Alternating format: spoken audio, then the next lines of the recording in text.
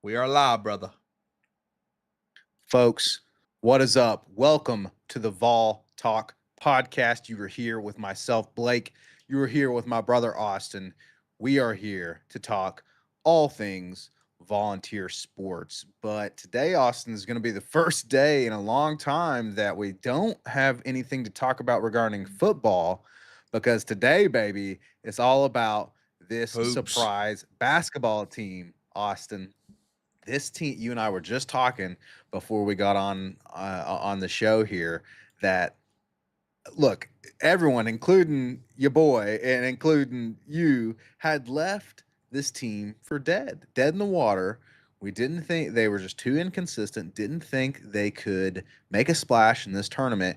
And here we are, Austin, third straight Elite Eight for Rick Barnes and this Vols basketball team. Awesome stuff, brother. Yeah, unbelievable coaching job by Rick Barnes. We'll even have a little segment on that and kind of dive into that a little bit deeper. But yeah, he did. I mean, dude, like you said, I had no expectations headed into the tournament. None. I had him losing round two. I just didn't Mhm. expect this turnaround. They played so well in the tournament too. Like I've always said that I think performance matters a little bit in terms of projecting your team out forward. And of course, now it's like we have this game, and then if we win this game, we only have two games after that if we keep winning. However, it's like and again, the Michigan game is going to be tough. It's going to be a tough one, but if you Yeah, it is. base it on the performance of how we're playing right now, like we're playing as good as any basketball team in the country, in my opinion. We Yes. really are. And I'm excited about talk about the Iowa State game because man, I felt like maybe the officials were trying to keep Iowa State in that ball game. I mean, that could have really been a 30-point victory. And then the Virginia game was handled as well. It's been an unbelievable run. And Blake, it's been while our best offensive scorer has been nursing an injury. Now he came through in the Iowa State game, but I just wouldn't have expected this, man. Especially the way we've been winning these games, I just wouldn't have expected it. Yeah, I don't think anyone really expected it, and we also talked about at the beginning of the year, or well, sorry, before the season started, that we were high on this team. We're like, man, could this be the team? And then that team that we knew they always could be was just hiding all season, and now all of a sudden we're playing our best basketball, and you love to see it, Austin. You love to see that from these Vols. So we're going to talk about that, folks. We're going to talk about Iowa State, as Austin said. We're going to review that game. It was a very physical game, Austin, and it was fun to watch. I was actually able to watch the whole thing, brother. So that was an enjoyable watch for sure. And then, of course, we'll talk about just Rick Barnes and the job that he's done so far and just the amazing coaching. And then we're going to preview that Michigan game that is coming up, Austin, in just a few hours.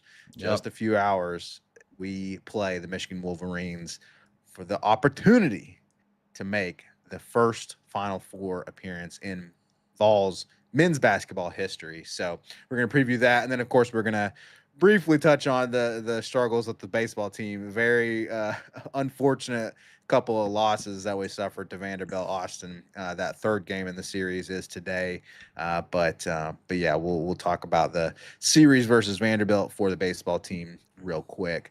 So, folks, look, I always ask you to like and subscribe. I'm not going to do that today, actually, Austin. Today, All right. I'm going to ask the good folks to first and foremost enjoy the show. We are glad you're here. Please jump in the chat. Let us know what your thoughts are on everything. But then you know what? If you enjoy Vol Sports, share the video with friend or maybe a family member, someone else that loves Vol Sports. We would love to have the whole kit and caboodle, so to speak, of Vols fans in here on the Vol Talk podcast. So please share it with your friends and anyone else that might enjoy the Vol Talk podcast. Austin, we're going to jump right into this Iowa State game, man, because again, we're both excited to review this game because it was a good game. Like you said, it was kind of questionable at some parts in terms of the refing, but brother, man, what a physical game and a game that kind of showed me that this team does want to win. And we have been, yes, inconsistent throughout the season. But honestly, Austin, in a lot of ways, this game seemed like the most complete game to me that we have played really so far this season. And here's why I say that. Of course, you had Nate Ament and Jacoby Gillespie as your leading scorers, right? So that's typically a given. Nate Ament with 18 points, Gillespie with 16 points. And so, they had good games there. But Austin, I really, was impressed with the big men down in the paint in this Yeah, game. they You've won the got game, man. Felix they really did. You got Felix Akpara and Jalen Carey both with double doubles. Okay. Akpara with 12 points and 10 rebounds. Carey right there with him with 11 points and 10 rebounds. And Carey had a couple incredible blocks as well, Austin, on defense. Both of them just playing really physical games. And so it looked, from my perspective, it looked like a complete game, and maybe the one of the first complete games we've had in a while. Yeah, dude. I mean, I really couldn't agree more, especially with the point on the bigs. I mean, yes, Amen in particular made a couple of really clutch shots, and I got to give him his flowers because he's had a rough tournament just because he's been dealing with injury. But I really think the conversation starts with Jalen Carey. I mean, I think this is Jalen Carey's best game in Orange. I mean, he was just making an impact every time he's got his hands on the ball. He made an impact with it, and defensively, of course, him and Akpara both, man, getting a couple absolute crucial blocks. Um, it's interesting, dude, because like Iowa State, of course, the announcers let us know that they were missing their whole player the entire game. It was some of the worst broadcasting in the history of broadcasting. Like it really was. Unfortunately, I mean, I was texting my buddies about it, and it's like one of my dudes said, "Oh, I had the game on mute all game," and I was like, I'll be honest, dude. I honestly, honest to God, forgot muting was an option. And if I would have remembered muting was an option, I would have done it from the jump. It was some of the worst broadcasting ever. But anyways, I digress. I really do. I think the Bigs won the game, man. We set the tone so early. And even though Iowa State extremely good on defense. Like they're one of the teams that's like, okay, they're doubling everyone that got the ball. I mean, pretty much nobody, no matter who got the ball, they were doubling them, finding a way to do that. And so they played a physical game as well. But dude, we just had too much size, man. It was clear too much size. The rebounding was really the difference in the game. Now Yes. we kept them in it with bad turnovers, Blake. But our rebound, I mean, it was the most dominant rebounding performance ever. I mean, it really was. It felt like to me in recent memory, it's just offensive rebounds after offensive rebound, and there was times where we just couldn't get a bucket, but we just kept getting the ball back. And again, dude, that tone was set so early. And my worry with this team, Blake, all year has been, what are they going to do in the second half? What are they going to do in the second half? Because Right. that's been the problem. It's been the problem. But they did the same thing in the second half, despite the officials trying to keep them in this game. I swear, dude, at least 10 straight possessions. You said you got to watch the whole game. In the second half, dude, there had to be 10 straight possessions where I'm hearing a whistle, getting Iowa State to the line, dude. It was extremely frustrating to watch, but we just kept wearing them down, and we didn't let up, dude. Just like you said, dude, I really do think it was the most complete performance, whistle to whistle, that this team's had all year. Yeah, and I'm glad you brought up that point about the second half, Austin, because yes, we have throughout the regular season anyway kind of fallen apart in the second half in a lot of these Yes, games. That's why we lost, double digit leads to Kentucky, during twice. the regular season twice. By the way, they didn't make the Sweet Six, or they're no longer in the tournament. So, They didn't here make we the are Sweet once 16. They again. lost Yeah, round 32. yeah, exactly. They didn't make Sweet 16, and here we are in another Elite Eight. So, but that's another conversation for another time regarding Kentucky basketball. But Austin, yeah. So the second half, right? We were actually, it was a close game up until the second half. Yeah, very And close. we actually started in a deficit early on in the game, and so I really loved how this team battled, and they fought, they stayed physical, and then it's a close game going into the halftime, and then coming out of halftime, they started to pull away. And man, it was a great performance to watch, an enjoyable performance to watch. But Austin, if there is one thing, actually, I'll say two things that concern me going into Michigan. Other than of course, we're going to preview the Michigan game here in a minute, folks. That's going to be a tough game. Okay, we're not going to tiptoe around it. It's going to be a tough game. Michigan is a complete team, but Austin, the two things that I saw in this Iowa State game that just I think need to be cleaned up is okay, let's talk about the offensive rebounding. You're absolutely right. What a dominant we Dominant. are the leading team in the country in offensive rebounds, but here's the problem is we don't score as much as we need to off of those second chances. So you want to see more of that heading into Michigan because that was not great against Iowa State. But then also Austin, these turnovers. We had so many turnovers Yeah, against some Iowa ugly State, ones. and so we're gonna have to clean that up for sure. No doubt. Um, and I'll touch on that again here in a second, but I will touch on one other thing because I've mentioned Jalen Carey. I was trying to remember because I remembered the play, but I couldn't remember how he got the steal. There was one play where Jalen Carey, it was a half court inbound. Jalen Carey picks off the pass and then goes like literally across the whole court, man, as a big man handling the ball and finishes on the dunk, dude. It was incredible. He was playing with so much effort, man. But yeah, you're right because like we say it's the most complete performance, but really that's outside of the turnovers because the turnovers are really rough. Now the problem is that's been an issue with this team all year long. It's why we let Kentucky back into the game and things of that nature. So it's been unfortunate. It's been kind of just like a part of this team. However, and here's the frustrating thing about the turnovers too, especially against Iowa State. A lot of it, I mean, these are unforced turnovers, man. Like Iowa State was playing good defense, give them credit for that, but a lot of it was unforced. A lot of it was our own errors and just giving the ball back to them. And again, because we actually got off to we got a pretty sizable lead against Iowa State. Now we end up keeping it, and again, despite the refs not wanting us to keep it. However, the turnovers were at least keeping it Iowa State within striking distance in the second half.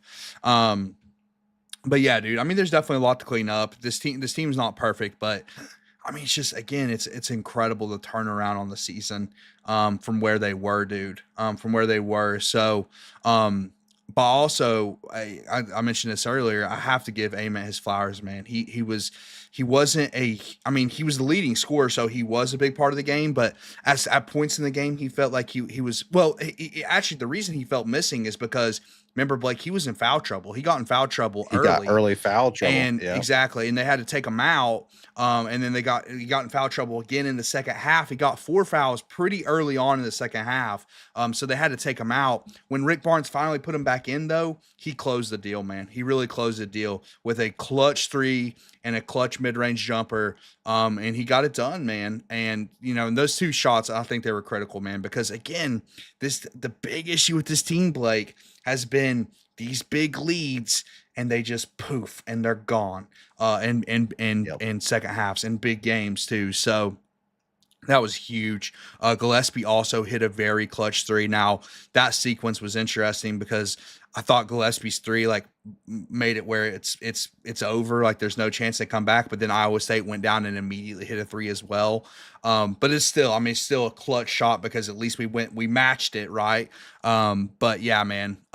Couple guys had huge performances, and I don't know, man. This team's also just. I know Tennessee's it's not the most liked program, right?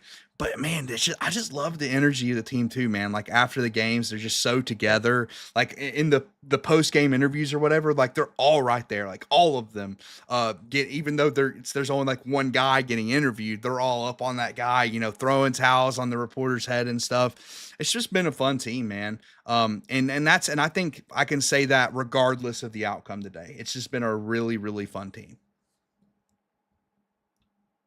Yeah, 100%. You love to see that energy after the game, and you need that if you want to continue to make a splash in this tournament, right? If you want to keep dancing, you got to have that energy. You got to have, Yep. especially when I mean, at this point, Austin, we're the lowest seed remaining in the tournament, right? Because Iowa fell.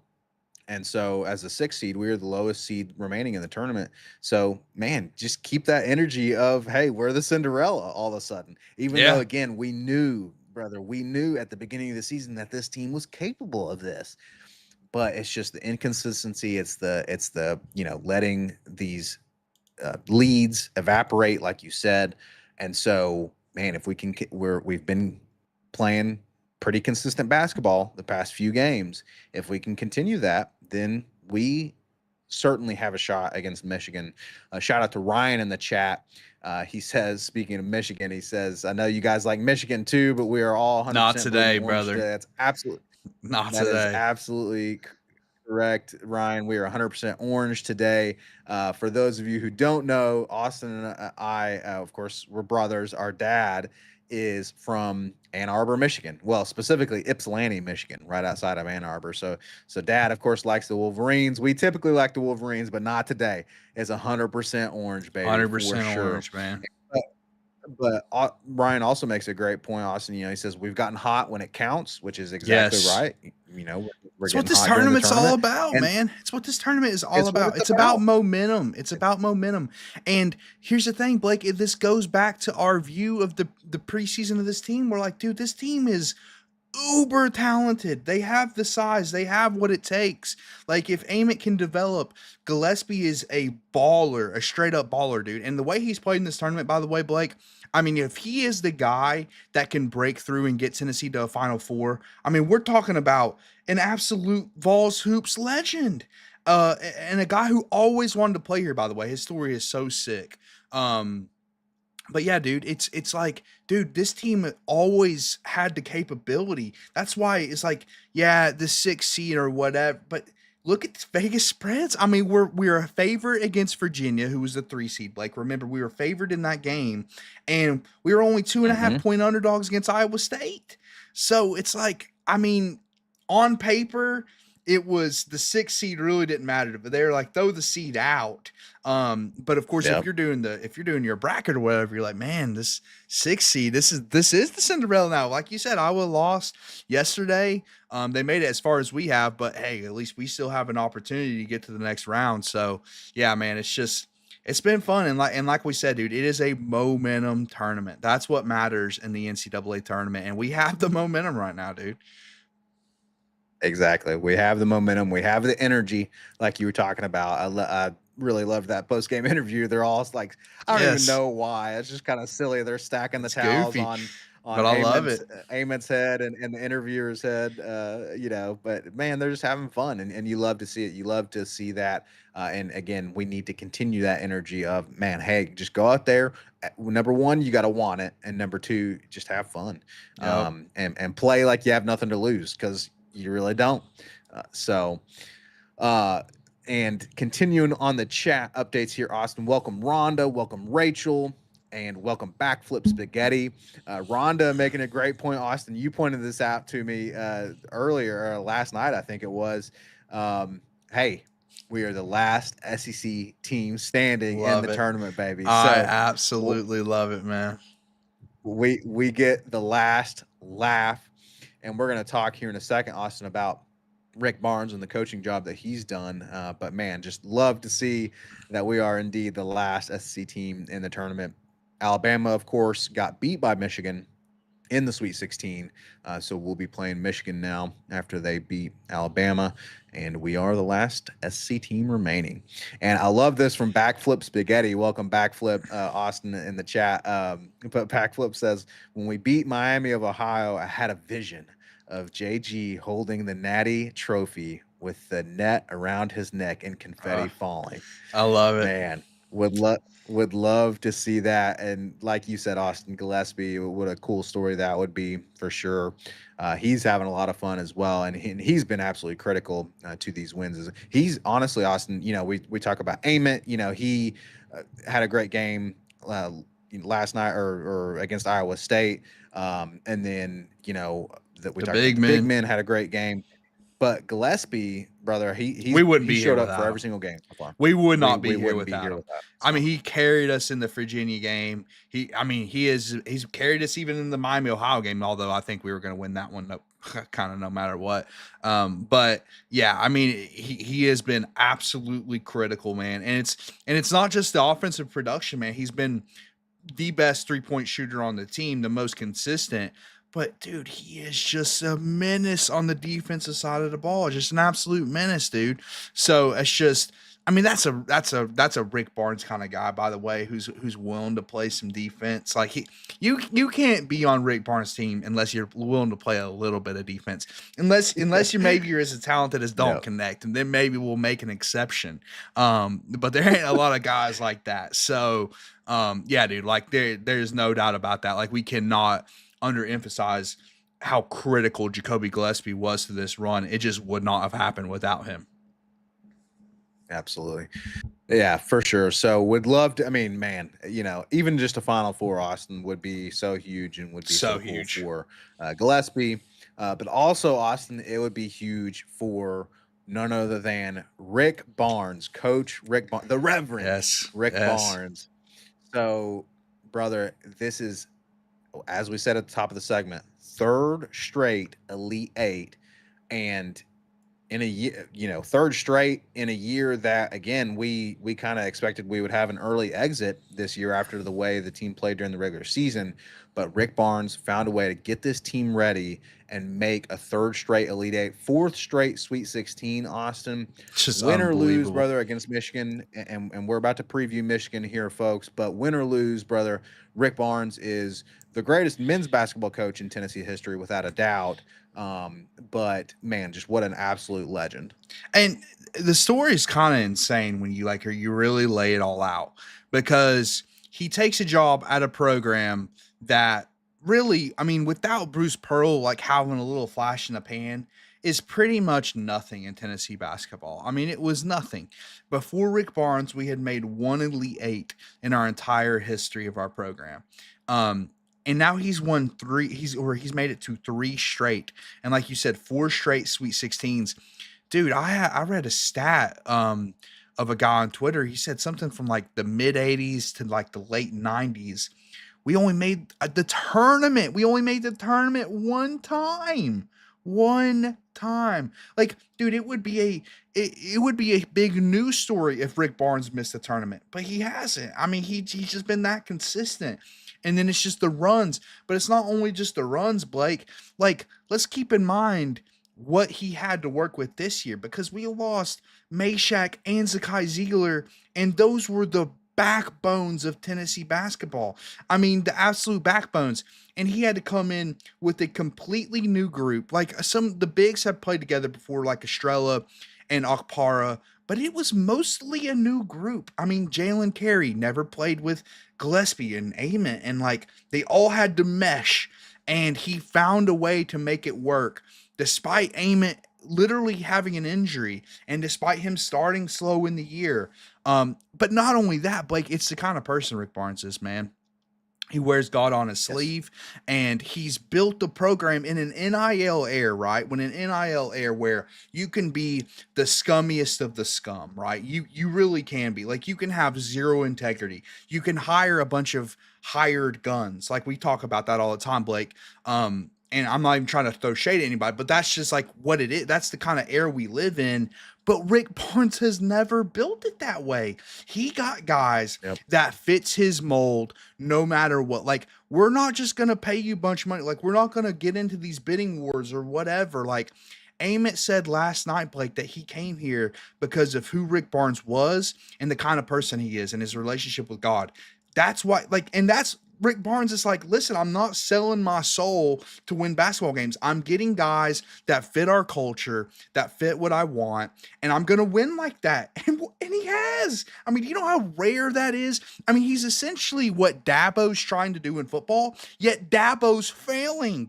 Dabo's, his program's going in the toilet. And I'm like, I respect Dabo for like standing his ground, saying like, this is how I'm going to do it no matter what.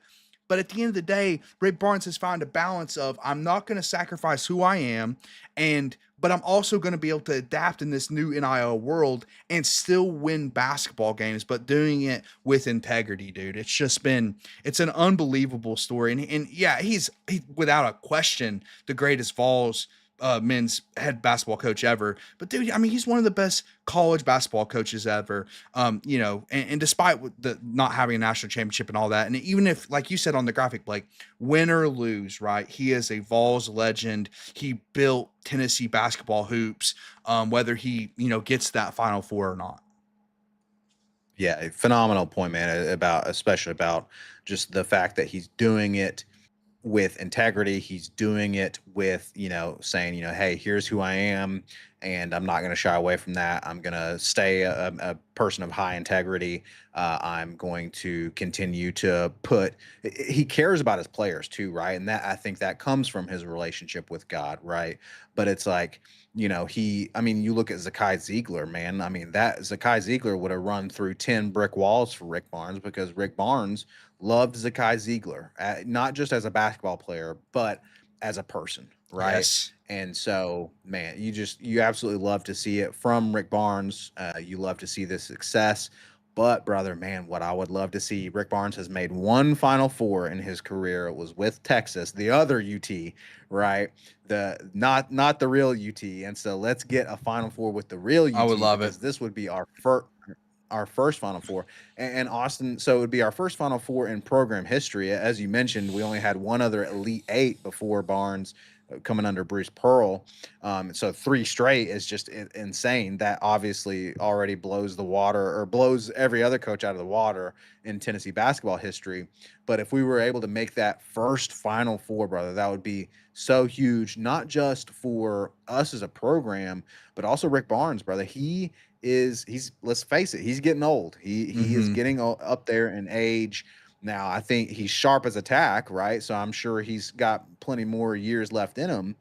But the point is that he is getting close to that point where he's going to think about retirement. It would be absolutely amazing if we could get another Final Four under his belt before that happens. And it would be nuts to do it with this team out of all the other teams. Like, the Grant Williams and Admiral Schofield team might have been the deepest and the best in Vols basketball history.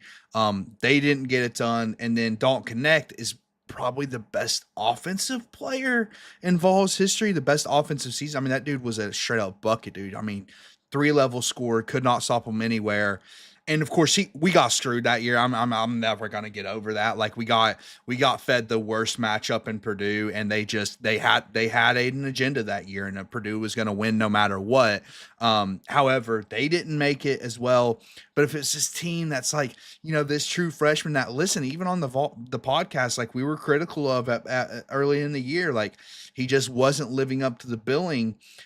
He develops, he becomes the scorer that everyone thought he could become.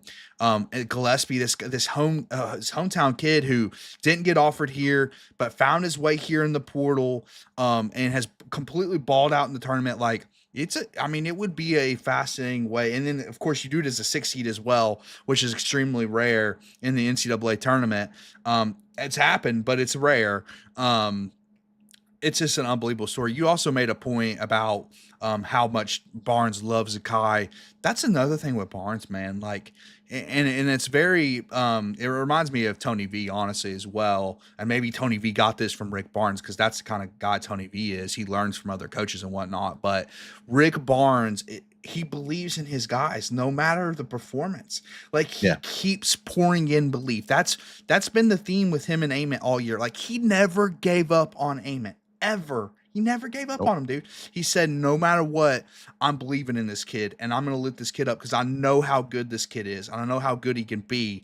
And that's what an 18-year-old needs, man. That is a skill. That is not something like, as two, Vols analysts on a podcast. Like we can't do that. Like we have to just look at what's happening in the game and bring it to the people. But Rick Barnes, I mean, he's steadfast in belief in his players, and it's just, it's really awesome to see. And I think that's why his players play so hard for him, man. They play so incredibly hard for him, because it's like, I know the head man believes in me. So I'm gonna keep playing hard for him no matter the circumstances. Yeah, phenomenal point for sure. I mean, that's just you see it time and time again in terms of his players, wanting to win for him, and you saw that in the emotion when we don't win either with Yep. Zakai and Meshack and all those guys. When we lost, last year and exited the tournament against Houston. They were devastated, and Yep. because they wanted to get that Final Four for Rick Barnes, and of course, obviously for themselves as well, right? Of course, that you play to win the game, Yes. but yeah, you're absolutely right that these guys love playing for Rick Barnes, and so man, it would be insane, it would be incredible if we could get that first Final Four in Vols history. Austin would be absolutely huge. Got a tough Real quick, matchup though. it's a tough matchup, and I'll use this as a segue before I catch up on chat here, Austin. You said that it's rare for six seeds to get to the Final Four, and it is very rare. In fact, if I'm not mistaken, it's only happened 3 times, I believe, is what I was reading. But regardless, I also read that funny enough, the last team to get to the Final Four as the sixth seed was in fact Michigan. Oh wow. And so interesting little parallel there. But of course, we're about to talk about Michigan in this game coming up, Austin, against a coach, Austin, that actually beat us in the tournament a couple years ago He and took did. his Cinderella to the Final Four. So we're about to talk about that. But real quick, Backflip says that he thinks Michigan is going to come in overconfident. I hope so. I hope you are right about that. Backflip also thinks that Nate needs another year, and before he goes to the pros. We'll see. That would be cool to get him for another year. That'd be great. Backflip also shouting out Awaka, who transferred to Arizona and is having a great career for Arizona, a great season for them. So definitely would be, if we do beat Michigan, Austin, we'll have to play Arizona A little and revenge Awaka in game. that one. Yeah, exactly. So, um, and then let's see here. Rhonda says Rick Barnes and Karen Weekly deserve a natty before they retire. And so, yeah, and we will talk about Backflip, also talking about Lady Vols softball. Yeah, we'll maybe touch on that here in a little bit. But Austin, let's transition to this Michigan game, brother. Again, funny enough, the last six seed to make a Final Four was Michigan. Okay, but now their coach, Austin Dusty May, man, he is a talking about phenomenal coaches. I think he and Rick Barnes both have a lot of respect for each other because this May guy, he is a great coach. Folks, if you are not aware, Dusty May is the guy who took Florida Atlantic. Yes, Florida Atlantic. What are they? The Owls, Austin? Yeah. They went to the Final Four. What was it? Just 2 years ago in Yeah. 2023. I think As they and were a I want to 12 say they were seed. a nine. Oh, nine, nine, Okay, yeah, 12. yeah, It's yeah. it's It, up it there. was it was lower than six. Yeah, it was lower than Let's look it six. I'll tell up. you that. And they made it to the Final Four, and then lost a close one, Austin, against I believe it was San Diego, that went on to lose to UConn in the national championship. But man, incredible coaching job that he's done, and this Michigan team, Austin, they're looking tough. Okay, so I'm talking about, not only are they one of the great offensive teams in the country, but they are also a really good defensive team, Austin. They've only allowed 69 points per game while scoring 87 points a game. And Yeah. that's a few more points than we have been scoring offensively on average, Austin. So this Michigan game is going to be, I mean, it's going to be a tough one, brother. We're gonna have to have that Cinderella energy coming into this game because on paper they are one of the top teams in the country. So that Florida Atlantic team was the 9 seed, Blake. They lost to the 5th seed in San Diego State. That year was crazy for March Madness. They only lost that game by a point. So they were a point away from going to the national championship, which Yep. is absolutely unbelievable. But yeah, I mean, Michigan's been a wagon all year, man. Like early in the season, I don't follow too much college hoops outside of Tennessee. However, I was, following the scores, following the standings. Michigan was beating the brakes off teams, man. Just absolutely beating the brakes off teams. Now, they had a couple close games at the end of the year. They lost in the Big Ten tournament, so it's not impossible, right? That honestly might have been a team experiencing a little burnout at the end of the regular season, to be honest with you, because they have looked really good in the tournament. I mean, they've looked pretty much unstoppable in the tournament. The Bama game wasn't close at any point. I was actually struggling with that, Blake, because as you said earlier, we have a small second allegiance to Michigan. It pales in comparison to our allegiance to the Vols, by the way. Like I want to beat Michigan by 150 points today, by the way.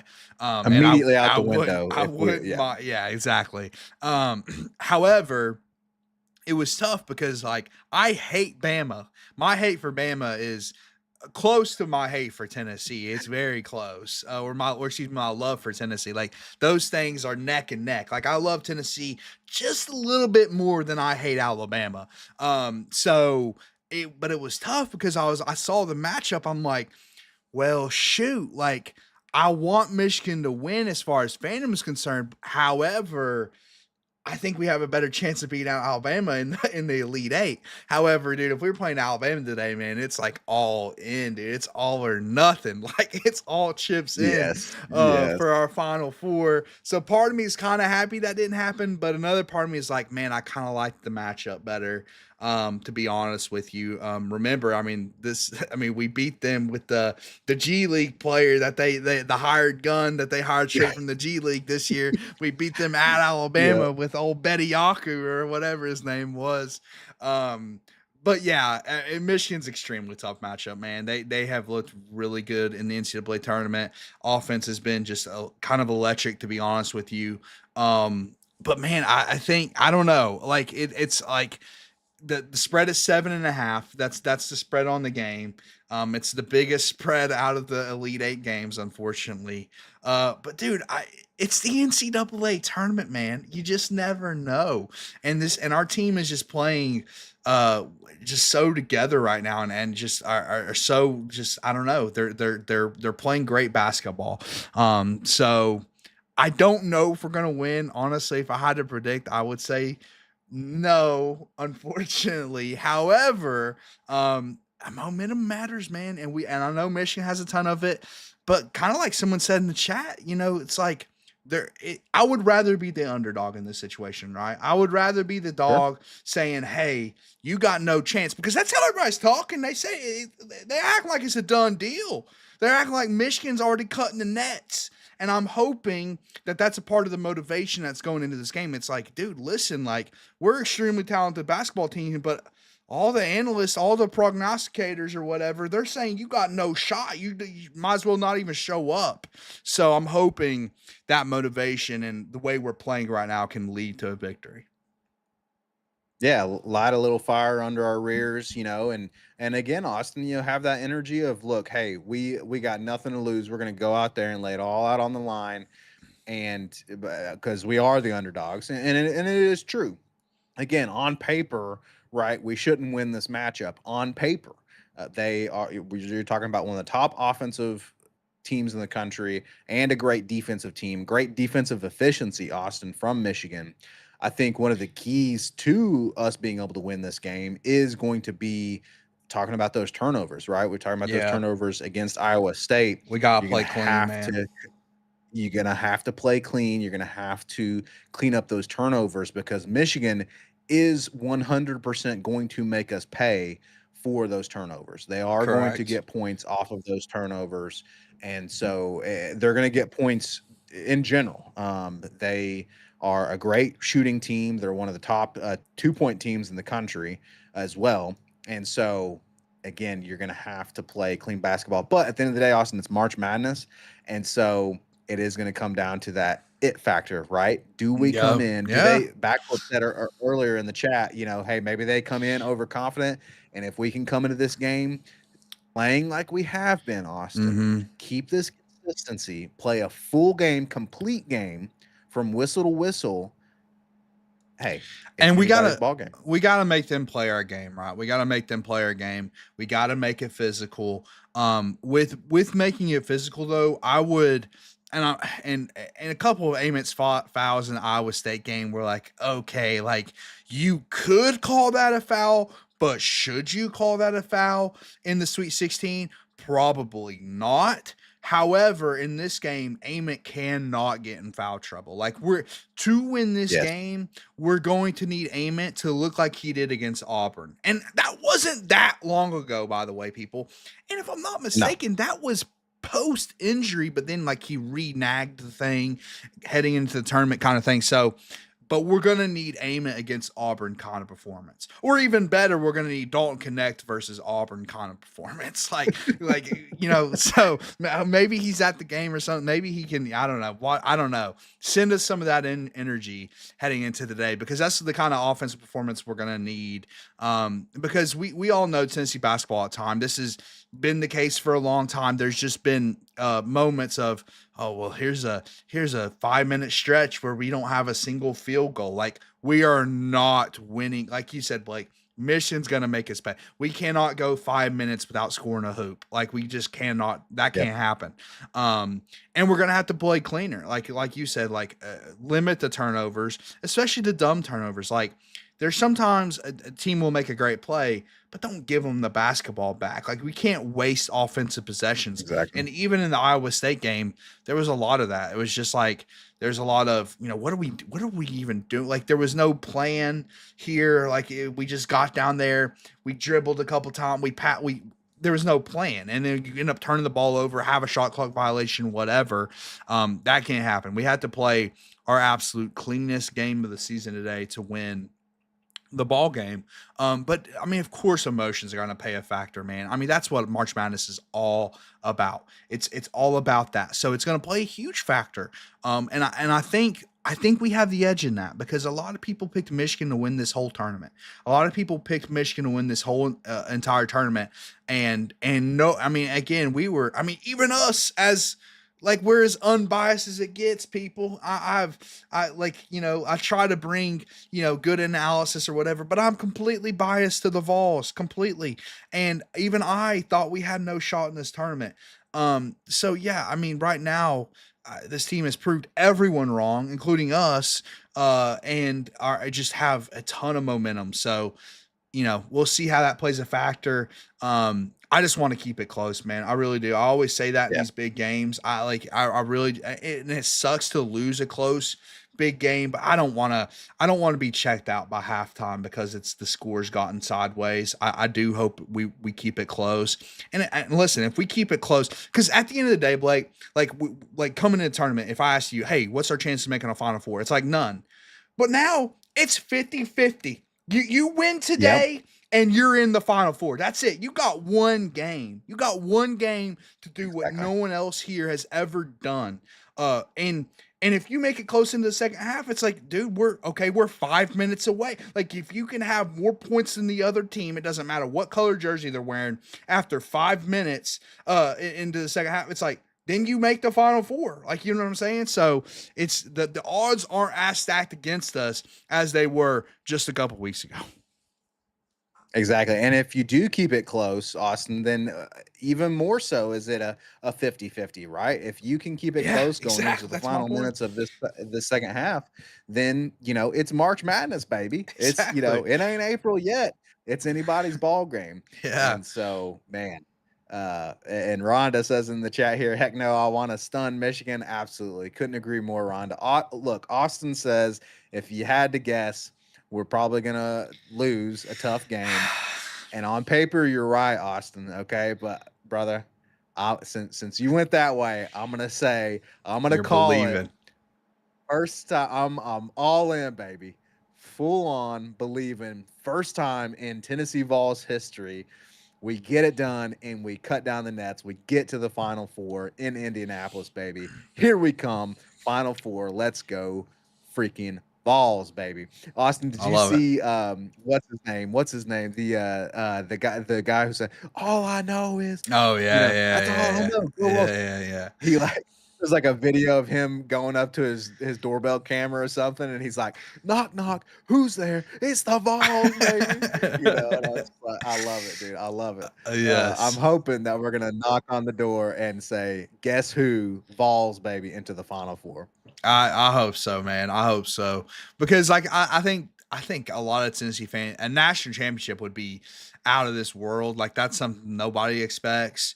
But just making that Final Four, getting that monkey off our back because there's undoubtedly when we eventually preview the Michigan game, and we'll kind of talk about our plans for that in a second. But if we lose that Michigan game, there will be a Kentucky fan or two in this chat trolling us, even though they haven't even made an Elite Eight since 2019. Man, I mean, like we're going on, the better part of a decade here, man. Like, come on, like we gotta be a little self aware here. If I'm a Kentucky fan, but yeah, so anyway, like that Final Four is the monkey, man. That's what we need, just to win our region. And listen, it's after that it would be Arizona. So like that's it's death's row from here. Like It's a it's tall order. tough. It's a It's a tall tall order. order. It's a very tall order. We're talking about beating Yeah. the best two teams in the tournament in back to back games. But the Final Four would be like unbelievable. It would be the story of the tournament. We would be the story of the tournament even if we just make that Final Four, Blake.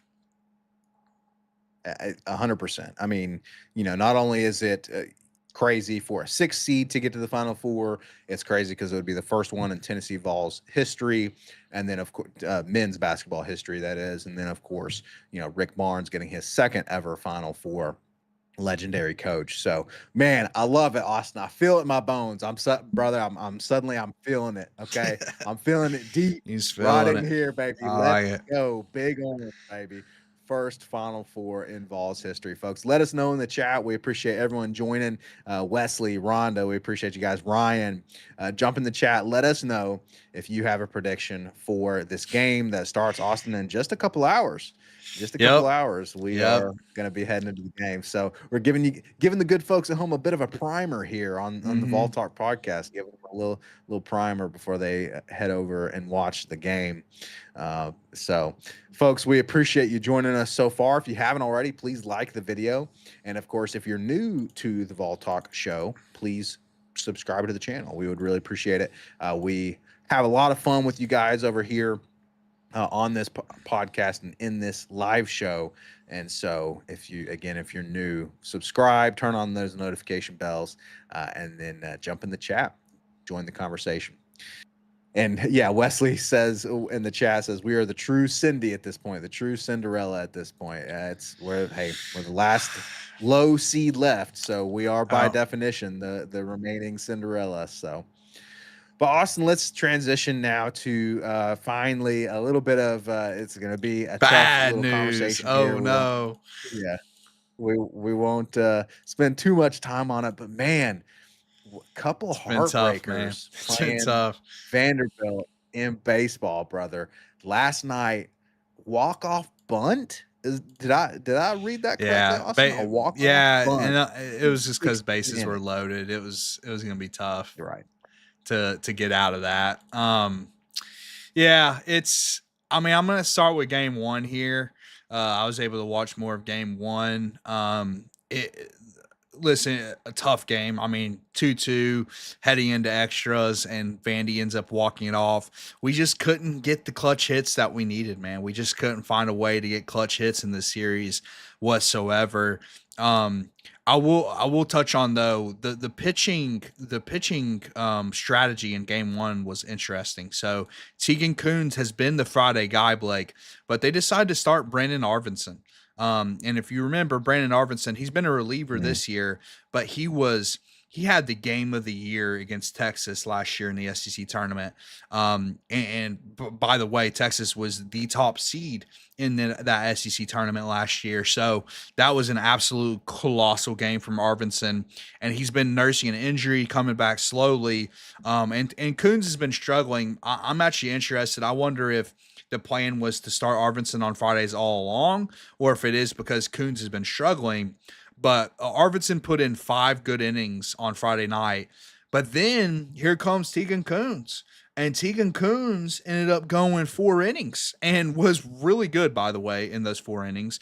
Um, yeah, so yeah, I mean, yeah. So Coons ended up coming in.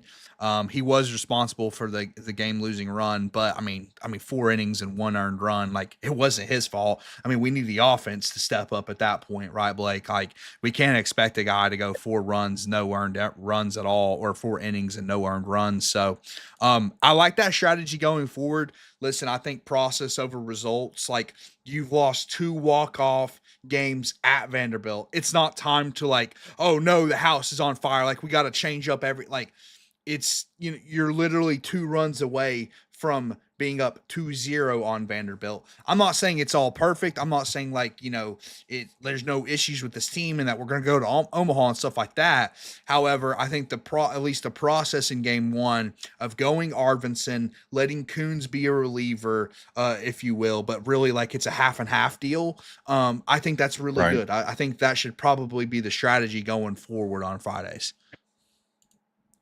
Yeah, it would be great to see that, because we obviously, we need that elite pitching to continue to win SEC baseball. I mean, you know Yep. that in order to win in the SEC, you're going to have that elite pitching. So hopefully that continues to work. But man, that was rough losing a close game, and then brother, another close Yeah. game in game 2. Now, Rhonda pointed out that, hey, it is in Vanderbilt, right? So it Mhm. might have been a different story if we were at home in Lindsey Nelson. But man, another close game. Austin went to 16 innings in this game 2. Walk us through that one. Yeah, and it's a good point by Rhonda too. I think it does matter that the home and away definitely matters a little bit. I don't know if you're familiar, Blake, but there's a Vanderbilt, infamous Vanderbilt whistler at the baseball games, and he whistles all throughout Yes. the game. Um, absolute I cannot explain to y'all how much I can't stand that. It is so annoying. I have to listen to the games on mute most of the time against Vandy when it's in Nashville because that guy is so obnoxious. And I gotta imagine other fans, Vanderbilt fans, agree Yeah. that dude's obnoxious because you're taking your kid to the ballpark and you have to hear some old man whistle for 9 straight innings. And by the way, Blake, I don't know if you read the box score. It went 16 and the guy didn't stop. So you literally have to listen to this idiot whistle for 16 innings. And dude, by the way, this is kind of a problem with baseball. They actually kind of started discussing it because we're actually on TV this weekend, Blake. We were on SEC Network this weekend for a series, which is not that's not the case normally. Usually we're on ESPN, SEC Network Plus, and you have to be on the ESPN app, whatever. Point being is that they had Chris Burke on the call. They had some main dudes on the call. You could tell, dude, bro, by the 15th inning, that all they could talk about is how Chris Burke's coming back for another plate of chicken tenders. I mean, it was just this is baseball at its worst. I'll be completely honest with you guys. Like sometimes you could say extra inning games are fun. This was not one of them. Blake, the box score for this game, Vanderbilt had five runs, all 5 of their runs before extras in the 4th inning. We had all 5 of our runs in the 6th inning, thanks to Henry Ford and his 3-run blast. So we're talking about, Blake, do the math on this, bro. I mean, we're talking about 13 scoreless innings of baseball. We were watching a little bit, and Kyle was like, "This is boring. Like the game's in extra innings. It's supposed to be intense, but at some point, it's just boring. It's just like, come on, like somebody. At some point, it's like somebody just hit a run so we can get out of here." I will say, despite how kind of, I'll be honest, it was kind of a hard watch. Some insane pitching performances. We got 6 scoreless innings out of Cam Appenzeller. This kid, dude. This kid. Tennessee fan. If He's you looking like good, Tennessee man. baseball, dude, if you like Tennessee baseball, this kid is, we got him for 2 more years. We got, as long as we can retain him and he doesn't hit the portal, fingers crossed on that. This kid's gonna be an absolute menace, dude. He's gonna be absolutely insane. We got 3 innings out of Bo Rudy. Elander's taking some flack because Bo hasn't got into the games in moments where we probably could have used them more. He put him in this game, and he did his job. He gave us three scoreless innings, and it's just the offense again. The offense, and the frustrating thing that was to watching this game, dude, was that the offense not only was it struggling to get hits throughout the game, but when we did in extras, when we did in extras, Blake, we just couldn't ever take advantage of it. There were several times where we had a guy on Right. second. We even had a guy on third at some point with one out, and we could not get the job done. We just could not get a run in. Extremely difficult watch, to be honest with you. It just was not a fun game to watch whatsoever. And it's unfortunate that we were on the wrong side of both these games that went into extra innings. Yeah, it's definitely been a tough series, tough weekend so far. So you hate to be on this talking about those close games, Austin. You hate to be on that end of the close games. But thanks to Rhonda for the update. So it appears that talking We're about going this the head to slow head. game that was game two, seems like this game today that is currently happening is a lot Fireworks. more lively, Austin, Yeah, it's than because we yesterday. burned through all of our pitchers in 16 innings. Yeah, Like, gee, like you, exactly. so what happens in Down to baseball? the You've bottom. already burnt, yeah, exactly, down to the bottom of the Down to barrel. the bottom of the barrel, yeah. So on the bottom of the barrel with the pitching, but again, thanks to Rhonda for the update. We just tied it up, so I saw that Vanderbilt had taken a 3-run lead on a 3-run homer just Ugh. a little while ago. But Rhonda has just informed us that we are once again tied up in that game. So look, we lost the series, Austin. It was a close series, though. Would love to at least get out of Nashville with a win in the series. No doubt. That would be nice. So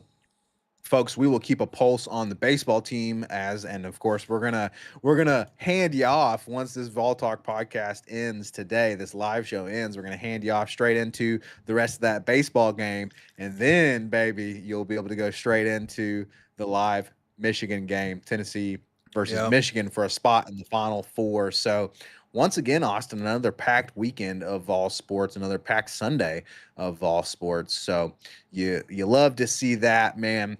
But any final thoughts on the baseball team or this basketball team, brother? Yeah, I mean, on the baseball side of things, basketball, it's just beat Michigan, please. Baseball, I mean, I don't think. Listen, I think there's no questioning the fact that the batting lineup is just not what it has been. Elander has done a lot to change things up. He's been moving guys around a lot, which I kind of have mixed feelings about that. It's like on one hand, I understand why if things aren't going well, let's switch it up. But on the other hand, like I do think continuity matters at some point. But at the end of the day, when you're up to hit in baseball, it's pretty simple. You either get a base hit or you don't. I mean, you either get on base Yeah. or you don't. So at the end of the day, we just don't have some of the young guys just haven't developed into what we thought they could be yet. Henry Ford has been really, I mean, he's been carrying the batting lineup. He has been absolutely unbelievable on offense this season, as we thought he could be. But we're going to need some of the younger guys to step up, man. We're going to need them to continue to get better, and find a way to get on base, find a way to get some more of these balls out of the ballpark, because that's what we're used to as Tennessee baseball. I mean, that's been kind of Elander's thing. Like, he's been the hitting coach. He's been the Yeah. guy that has been able to recruit these dudes that can hit bombs and things of these nature. It just hasn't happened yet this year. But if it does happen this year, Blake, the thing I have confidence in is that this is a good pitching staff, man. This is a better pitching staff than last year. It's deeper. We don't have Liam Doyle, who was just an absolute superstar, but it is without question a deeper pitching staff. And that includes the bullpen Right. as well, I think. So yeah, man, if we can finally get hot offensively, and that might never happen. I mean, that might not happen this year. But if we can, this baseball is a streaky sport, then I think we can be a dangerous team, despite the fact that we've lost 2 out of 3 SEC series. Yeah, hopefully, as Rhonda said earlier, that it seems like this team hasn't found its identity yet. Hopefully, we can find that identity hopefully we can get on a hot streak. Real quick, Austin, to end out the baseball conversation, Wesley asks in the chat, do you think that Elander plays with the pieces a little bit too much? See, that's kind of the discussion I was just having, Blake. It's like, I think there has to be a balance because at some point we need some continuity. Like he's been moving guys around so much. Like, can a guy get comfortable when he's okay? 1 week I'm batting first in the lineup, the next week I'm batting fifth. Like he's been willing to move that around a lot. I think at some point very soon we're going to have to find a lineup and stick with it. We're going to have to stick with that lineup so guys can get comfortable where they're at. But at the end of the day, Blake, I mean, when you really look at how we've lost, it's been unfortunate. Like you can say, oh, well, they haven't found a way to win. Yeah, I think it's been tough because like the Stone Lawless hit against Georgia, for example, like what are we supposed like what are you gonna do What with can you that? do? Like what What are can you you do? gonna do? Like at the end of the day, you had a 2-run home run completely stolen from you. And we're probably going to win that series in that rubber match. And then if you look at Vandy, it's like, I mean, we've played 26 innings of baseball and you lose by 2 runs in 2 games. Like they walked it off each time. Like, yeah, we weren't able to find that hit. We weren't able to find that clutch play, which, we've seen a lot of. That's kind of like we're kind of spoiled with that in Tennessee baseball in recent history. We've seen so many clutch plays in big moments. We haven't found that guy yet. We haven't, even though Stone was kind of robbed of that moment against Georgia. But that's three. We're talking about 3 games, Blake, where like these are absolute coin flips, and like you win those 3 games that we're discussing, then all of a sudden you're undefeated in an SEC series, and all of a sudden you're a top 10 team in the country. Now what ifs, have never got us anywhere, but that's where we're at with this baseball team. It's not a garbage team. Like if you just look at the record, you're like, oh man, we lost Tony Vitello. We're garbage now. Like we're not garbage. Like we have a chance to do things this year. And it's not a perfect team, but I think I definitely haven't given up on them yet. I'll say that. No, absolutely not. We definitely can still find our identity, find that streak, and like you said, once we can kind of cement the lineup, cement kind of the plan for the rest of the year, I think this team absolutely can get hot and make a splash in the baseball tournament for sure. So we're definitely going to keep a pulse on the baseball team. Austin still tied 4-4 right now in the second inning in Nashville. Austin, it is an absolutely packed day of Vols sports. There's also speaking of baseball, there's a Lady Vols softball game against Ole Miss today. And then even tennis, Austin, you've got a men's tennis match today against Texas A&M. Absolutely packed day of Vols sports. I think we're going to be pretty focused on this Michigan game, trying to get to the Final Four. But let's hope and pray, Blake. If we lose to Michigan, right? If we lose to Michigan and we lose this baseball game, that our athletic director doesn't tweet about the tennis team. Please, like read the room, man. Do not tweet about tennis today. No matter the outcomes, do not tweet about tennis. Respect to the tennis players in the chat, right? It has Respect nothing to do with the tennis players. It has everything team. to do with our athletic director. Just don't tweet about tennis today. Exactly. We wish the the men's tennis group all the best. Luck. We hope that you beat Texas A&M today. But we are pretty locked in on Michigan. Let's read the room. We can beat Michigan today. Yeah, read the room. It's all about Michigan. Yes, we'd love to pick up this game against Vanderbilt. So go Vols against this Vanderbilt team. Austin, go Lady Vols softball. They've hit a bit of a slump, but hoping they bounce back today. Hopefully they can pick up one against Ole Miss here. Rhonda says, now come on, Austin, don't speak of it. Don't even speak of it. That's true. We're gonna beat Michigan. We got it. We're the Cinderella. Hey, nobody believes in us, but we're gonna get it done. Brother, I'm all in on these Vols. And look, I'm the first one to admit, okay, brother, we were wrong. I just gave up on this team. I was wrong. But you know what? I'm going back. Also, I'm going to cheat. I'm going to go back to my preseason prediction in which I said that this team absolutely could do this. Hey, we were wrong, but really we were right. I mean, when you think about it, we were right at the end of the day. Exactly. And hey, Austin, we do have receipts because these Oh, videos these are are on the recorded, internet man. for These are everyone to recorded. see. Yeah, These are they're there. recorded. Yep. I'm not But gonna give you a speaking of that, timestamp, but you can go find it.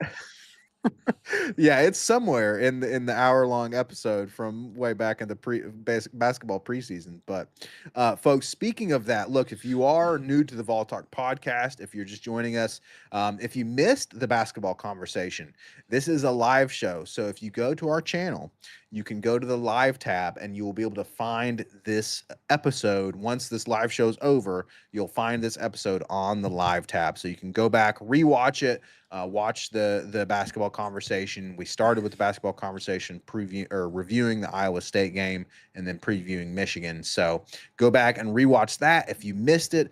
But folks, we really appreciate you guys joining us for the Vol Talk podcast today. It's been a fun episode.